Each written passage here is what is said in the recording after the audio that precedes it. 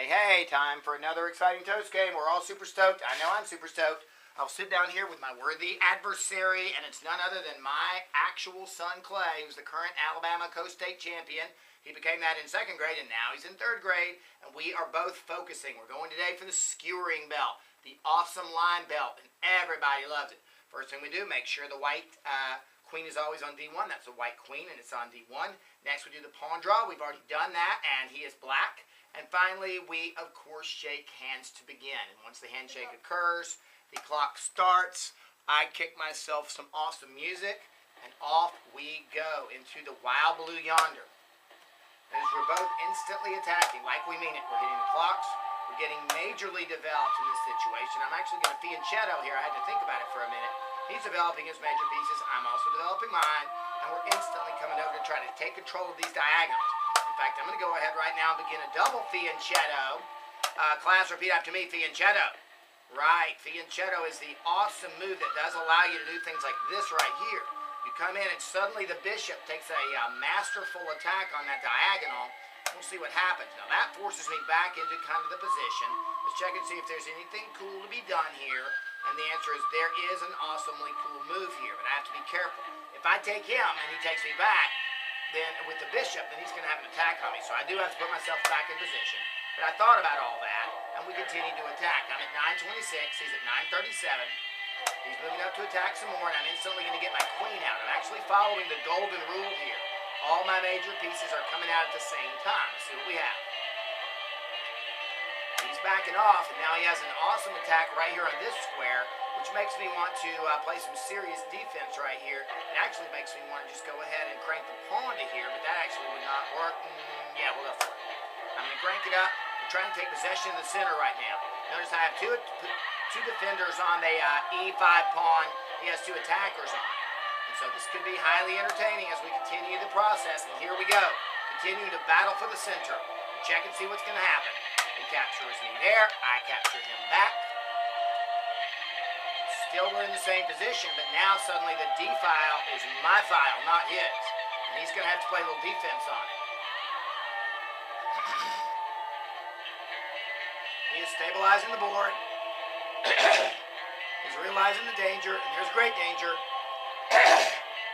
Like my cough, it's a great dangerous cough. And that's a good looking move, and I'm instantly going to come over and try to take possession of that D file. He's going to do the exact same thing coming back. And I'm looking to see what I can get right here, see if I can get a major piece. I'm kind of attacking since I'm going to go ahead and swap with him now because he's in a position where he can hurt me there. And I'm going to castle now, again trying to take possession of that D file. I'm going to use it to actually checkmate. So let's see what happens.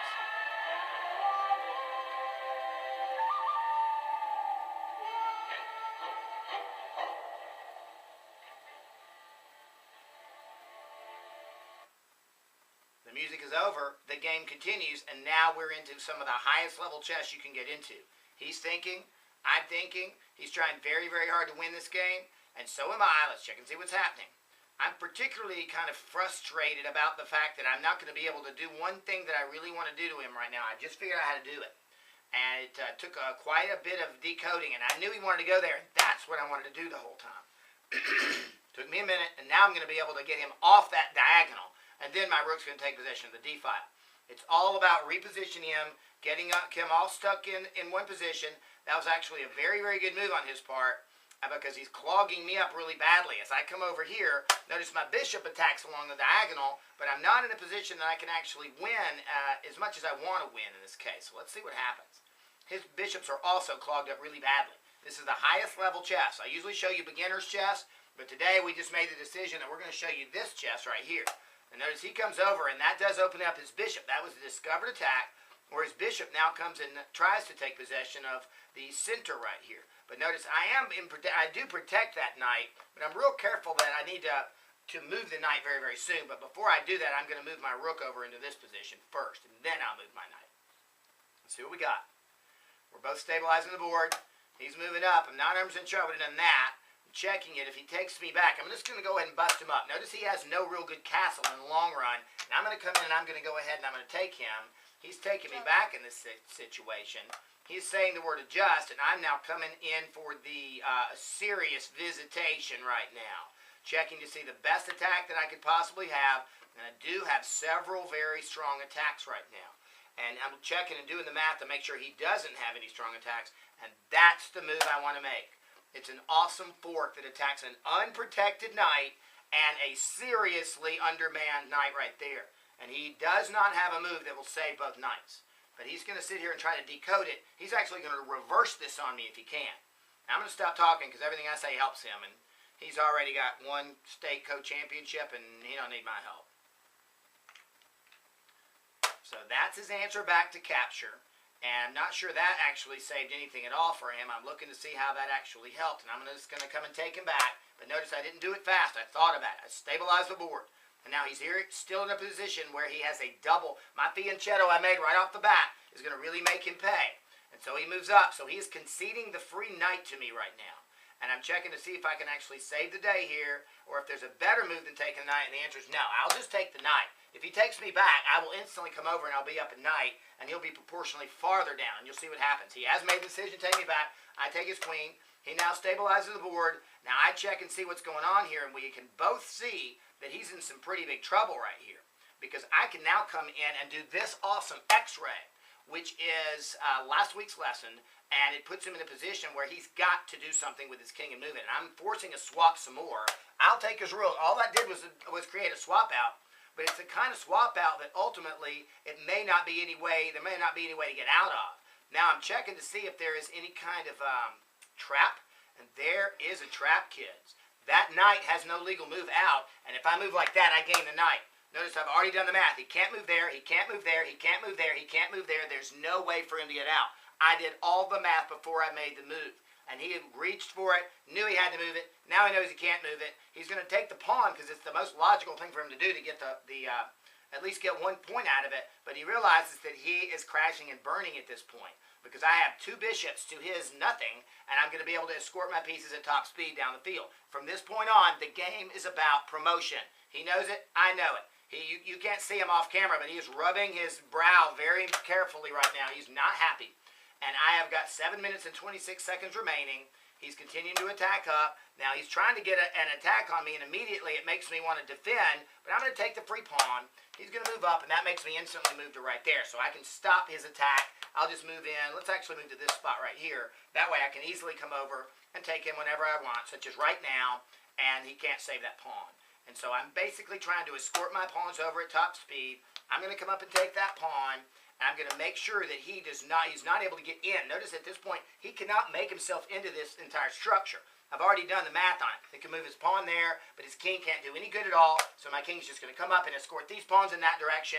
And as soon as he figures out that he's going to have to move here, my king will be able to damage all the rest of his pawns, and there'll be nothing that he can do. Let's see what we got. He's moving himself back. At this point, I'm going to put him in check. And now he's forced to repel himself back, and now I have a pass pawn, and he doesn't. And he is not excited about the pass pawn action. I'll go to right here.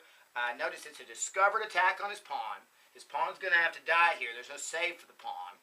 He's moving back, and he's saying, oh, but there is a save. And I'm like, oh, but there's not a save, because now I have a double Wuppenstein on it.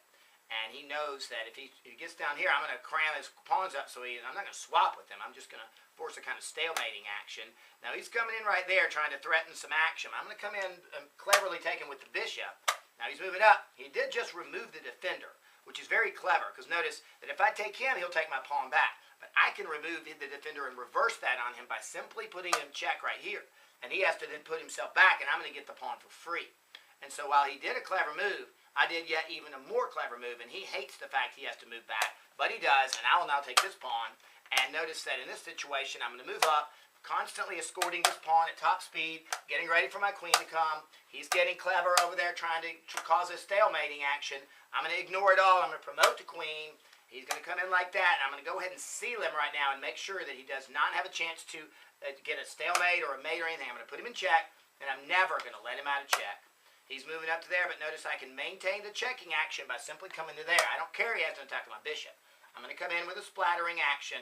He's going to come there. I'm going to get another check on him with a bishop, using all my pieces in conjunction.